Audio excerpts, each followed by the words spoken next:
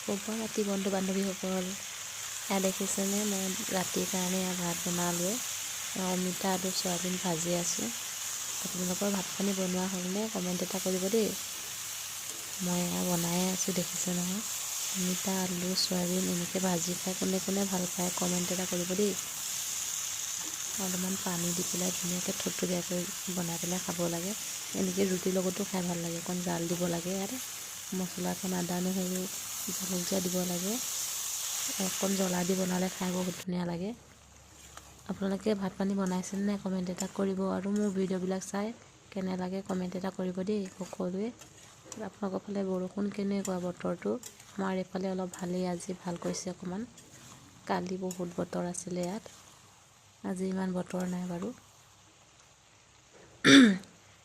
হ'লেই দেখিছে নহয়, অলপমান পানী দিম ইয়াত, পানী দি অলপমান ভাগি দিম আৰু আলুবিলাক অলপমান ভাগি কৰি দি তাৰপাছতে হৈ যাব আৰু আমাৰ চব্জি।